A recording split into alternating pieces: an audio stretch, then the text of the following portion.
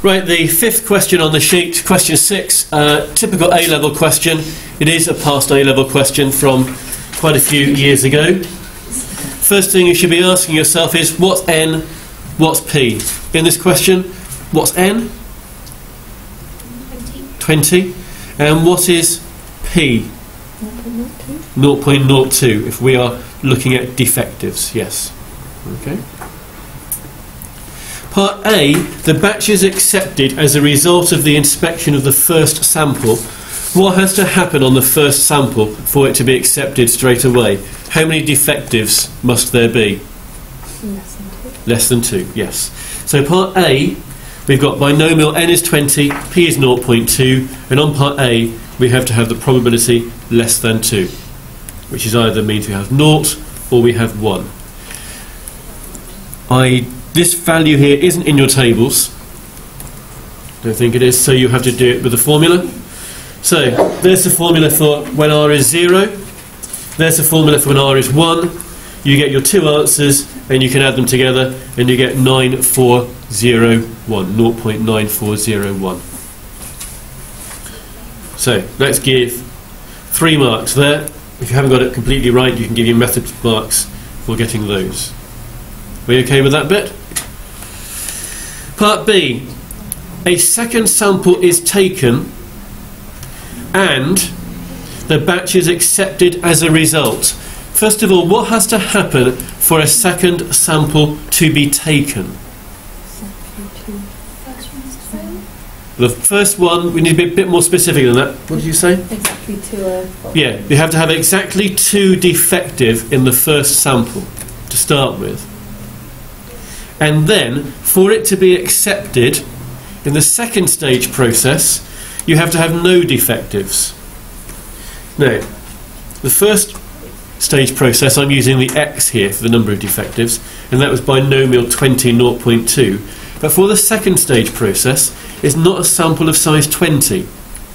What is it for the second stage process? A sample of size 10. So over here, the second stage process, I've used a different letter for it, y, because it's a different binomial distribution. N is now 10. P, though, is still 0.02. So I've got to have this happening first of all, exactly 2 defectives on the first one, and I've then got to have exactly no defectives on the second one. What do I do for the and? Times, yeah. So, there we are. I've written out the distribution for my first sample, my distribution for the second sample. I need an x is 2 probability for the first one, an x is 0 probability for the second one. Work them out, multiply them together, get your final answer. I think that's a 4-mark question. If you got it right, 4 marks. Otherwise, allocate your marks. You know, mark for maybe that probability, mark for that one, mark for multiplying them together.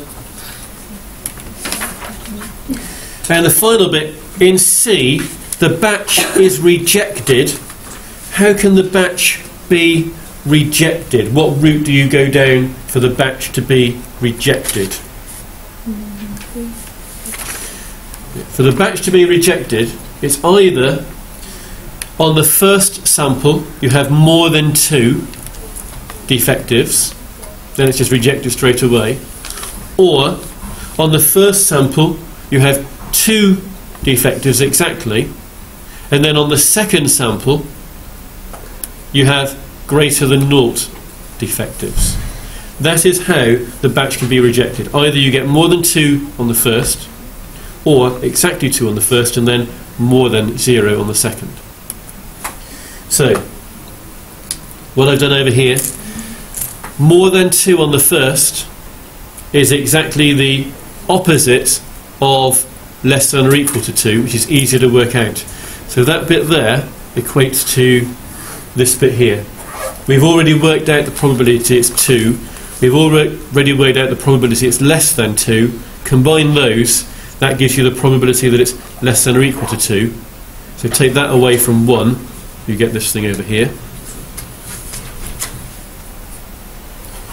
Then over on the right, that's the probability first one equal to. That's the probability of the first one it's greater than 0, which is just 1 minus its 0, because that's the opposite way around. You times those together. That plus sign was for an or. Add those together, get your final answer. So there's quite a bit involved there. You have to work out how it can be done.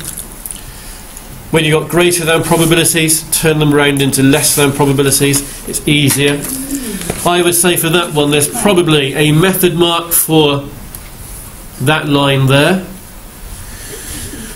2 marks for getting that probability. 2 marks for getting that probability. A mark for the answer, which meant that final bit was out of 6. So that whole question was out of 3 and 4 and 6, which makes that question out of 13.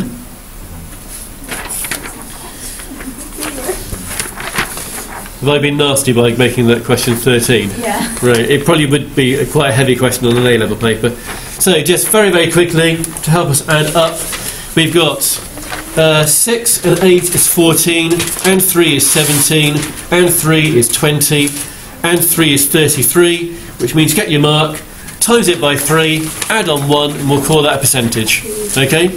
So get your mark, times it by 3, that's added 99. Because I'm in a nice mood, add on 1 anyway, and we'll call that your percentage score for this test, this homework.